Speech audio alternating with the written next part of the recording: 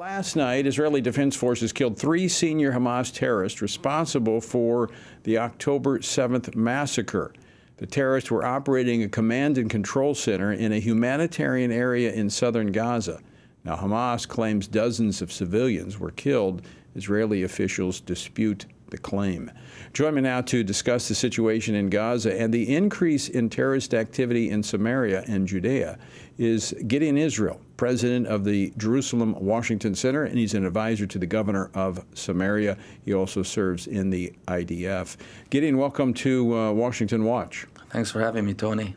Let's start first. You were just in Gaza within the last couple of months as a member of the IDF.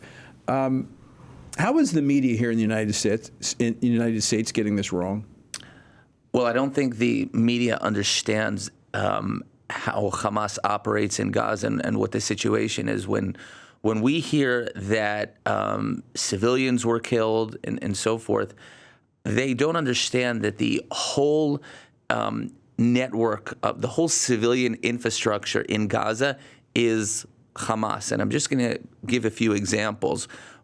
Oftentimes when the IDF is operating in cities within Gaza, so you could have, for example, 2 Muslim grandmothers, 60, 70 years old, and they're just living in a building. Now, they look like innocent civilians, but they're on Hamas's payroll, and their job is to report to Hamas when the IDF is in the area.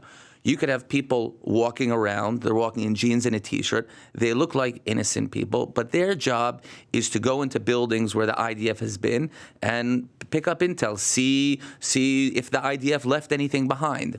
And then there's families who live together, fathers, mothers, and even their mothers, and young children all together in a house. And the husband is a terrorist, the wife is a terrorist, and they just live there, and they're on Hamas's payroll, and they're providing whatever information or coordinating whatever they need to do, coordinating attacks. They look like an innocent family. They have kids that are 3 and 5, but they're also part of the terrorist network. And then you have people, the actual soldiers who come and attack the IDF, the Hamas terrorists. They're not wearing uniforms. They're coming in civilian clothes. They come, they shoot an anti-tank missile, they shoot a little bit of a machine gun, and then they run back to the refugee camp and, sit down and smoke with friends. In this case, this precision strike that took place by the IDF, the Air Force, last night, there was a command and control structure here in a refugee camp. I mean, they don't mind putting civilians, as you say, there's not a bright line in between them, but they don't mind using them to facilitate their terror. Not only do they don't mind, they do it specifically because they know that the IDF tries to minimize attacks on these so-called humanitarian areas or UN compounds. I was part of an operation in Gaza where the operation was to take out a control and command center that was in UNRWA compound. The whole compound was... wait a minute. Explain it for our listeners, because we talk about that a lot here. This is the United Nations Refugee Relief Works Agency, right? This is the special agency in the United Nations that was created for the... So this was the command and control structure that was underneath in a property there by the UN. The whole UN compound was a Hamas control and command center for a certain area. And we talk about that a lot because the United States has historically funded them to the tune of millions of dollars. Now, we're going to run out of time here, Gideon. I want to move to something else here because people are thinking Hamas, Gaza, but just a couple of weeks ago, one of Hamas's leaders who is living abroad was in a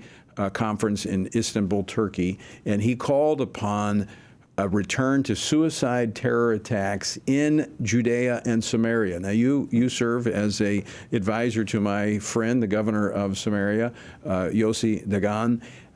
Talk about what we've seen since this. This was August the 29th. Have we seen a rise in these suicide and terrorist attacks and activity in Judea and Samaria? Well, even before June, Hamas and the Palestinian Authority terrorists, they have been preparing for this. They have been amassing weapons that we haven't seen before in Judea and Samaria, such as shoulder missiles. They've been mining the streets with IEDs and so forth.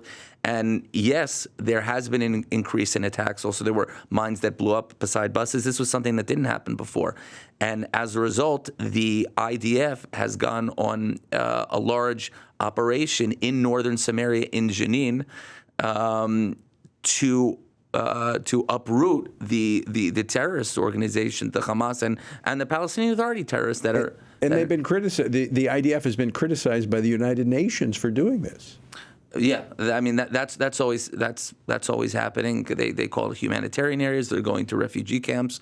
There really is no choice. And I would also add what you mentioned, that there is a coordination between the terror groups, between Hezbollah, between Hamas in Gaza and Hamas in Judea and Samaria. That, for example, sometimes when Hamas is in Gaza and is in a bad position, so they'll have Hezbollah in Lebanon start revving up the attacks to sort of take pressure off them. And this, we don't have time to get into it, but this speaks to this issue of a two-state solution, because this would combine Gaza, Judea and Samaria, and the terrorist activity there, putting Israel at tremendous, tremendous risk. It would, it's unworkable. And I would even add, when we hear that phrase, we should even say just two-state idea, because it's not even a solution.